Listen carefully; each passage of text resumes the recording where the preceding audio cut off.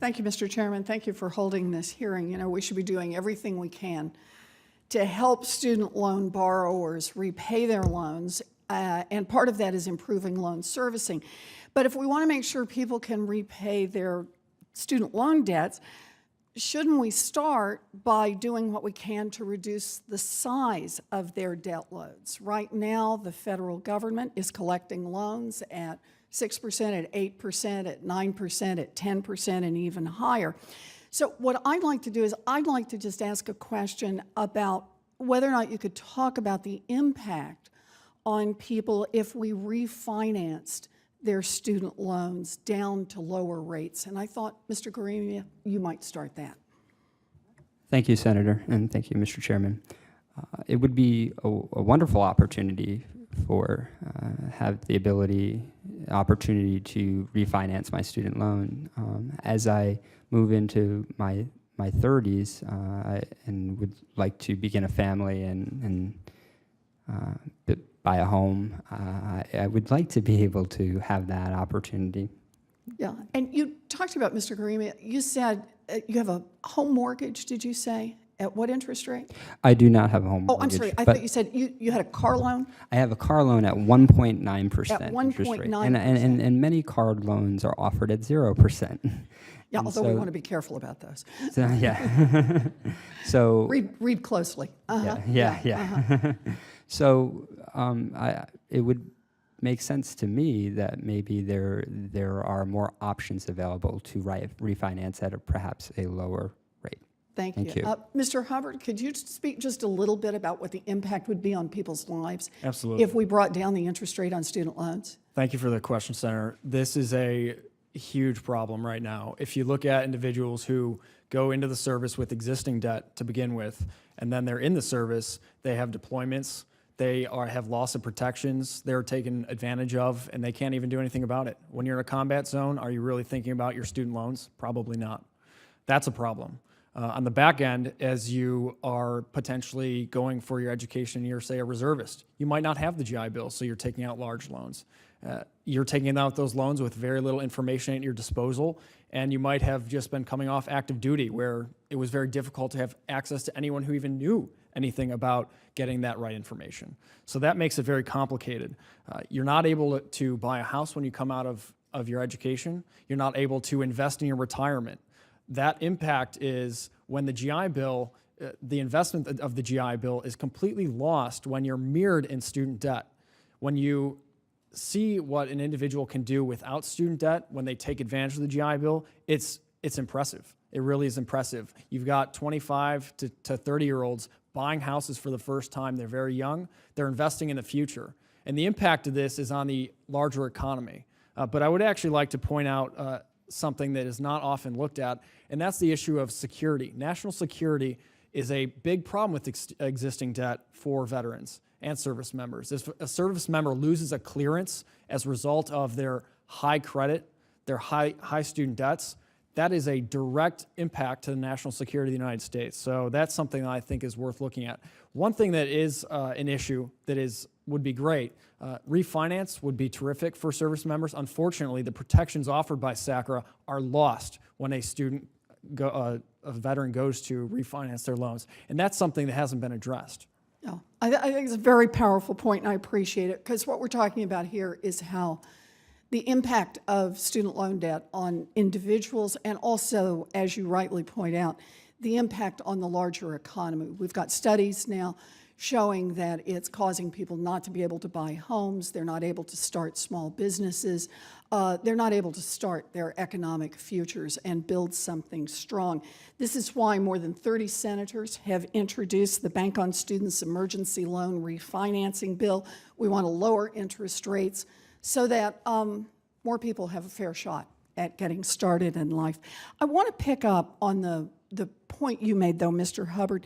You know, in March, the Consumer Financial Protection Bureau put out a report analyzing complaints from veterans about financial products. And the report suggests that private student loan debt collectors may be making misleading or intimidating statements to coerce veterans into paying their debts, including threatening to contact a service member's chain of command or repercussions under the Military Code of Justice for failure to pay. And in March, the GAO released a report raising issues regarding the oversight of contractors who collect on federal student loan debt. Mr. Hubbard, are you concerned that the federal student loan debt collectors are also using military service members' service to pressure them to repay? It's a great question, Senator. I'm not only concerned, I'm absolutely outraged. This is something that is unacceptable. The Sallie Mae case was a clear signal that this is not something that will be accepted in our society. When an individual goes into service, that is not an opportunity for a servicer to take advantage and abuse those service members because they don't have the right information.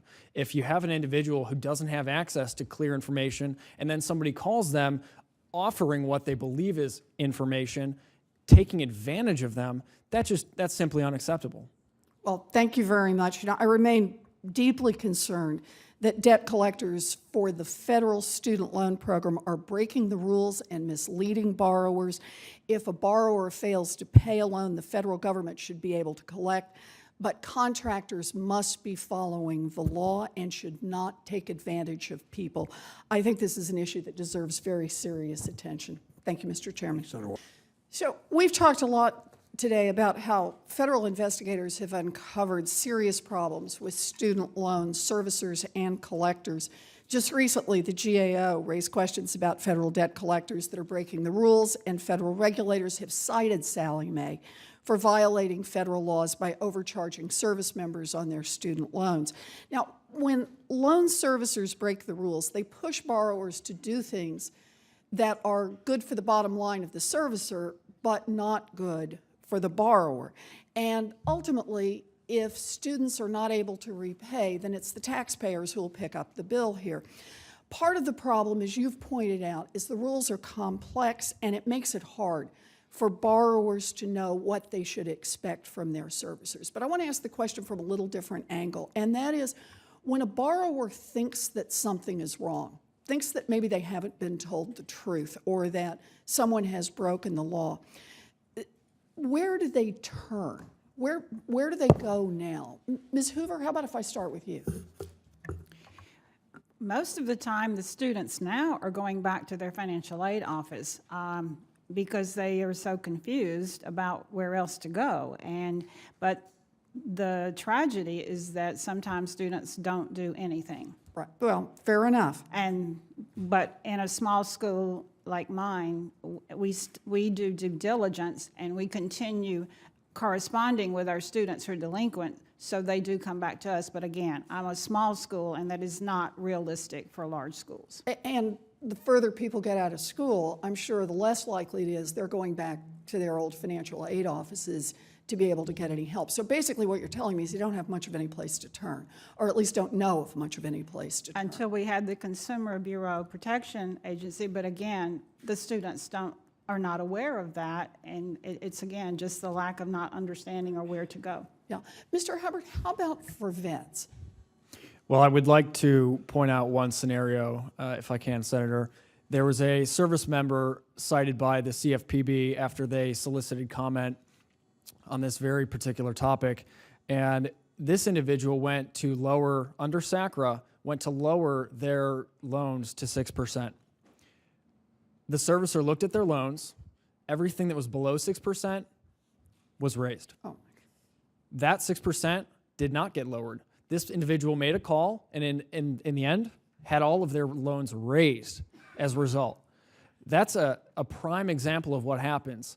This particular issue was found out by the CFPB, which is the primary route for individuals to make that complaint.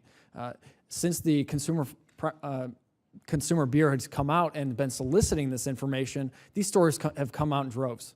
Yeah. And stories like that, they make me sick. Yeah, as they very well should. You know, borrowers shouldn't bear the responsibility for keeping servicers in line. Federal contracts should include accountability and oversight protections that require servicers to perform to a high standard. But at the very least, if borrowers have questions or they believe they've been mistreated, it should be clear where they can turn for some kind of relief. I want to ask about one other issue, if I can, And that is, you may know that Sallie Mae has been touting its status as the federal student loan servicer with the lowest default rates. And in February, I wrote a letter to Sallie Mae asking for data about the company's default prevention strategies. I asked for these data because not all strategies to reduce defaults are going to provide a path to successful repayment, and some may even leave borrowers deeper in debt. Now, Sallie Mae responded to my letter, but cited only a few limited pieces of information about its direct loan portfolio. It did not provide the data needed to evaluate their default prevention program. And as a result, I've asked the Department of Education to provide default prevention data for Sallie Mae and other federal loan servicers. So far, no answer. So I want to try this from another direction. Mr. Hubbard, do you believe that borrowers are getting sound advice from servicers like Sallie Mae about what to do when they get behind on their payments? Thank you for the question, Senator. Off the bat, the single metric of the lowest default rate is pure nonsense. Just because you have low default rate doesn't mean that individuals are not mirrored in high amounts of debt. If I make a low payment every day for the rest of my life, I won't default, but I will be paying forever. I will never get a house. I will never have the money to start a family. I will never have the money to start a business. I will never be able to put back into the economy what the American economy has given to me. That's a huge problem. In addition to that, just because an individual goes out of their way to find out information doesn't mean on the back end it's not being treated properly. We found issue after issue with Sallie Mae in particular, with tons of complaints coming into the CFPB. They were the #1 complaint servicer of any servicer by a long shot. Just because they have a low default rate, well, congratulations, but you still have a ton of debt for student veterans who are dealing with that debt, and it's impacting them in their daily lives. Well, well put, Mr. Hubbard. You know, about a quarter of Sallie Mae's loan portfolio is in deferment or forbearance. And these borrowers are trying to get their heads above water by deferring their payments. But as you point out, the interest continues to accumulate. This is going to add to their debt burden and ultimately may drown them. We need real data to tell us which strategies work as a life preserver and which work as an anchor for borrowers. Also, better data can help drive stronger accountability for Sallie Mae and other loan providers. I hope we continue to push for that. Mr. Chairman, thank you, and thank you all for being here today and sharing your stories. Thank you.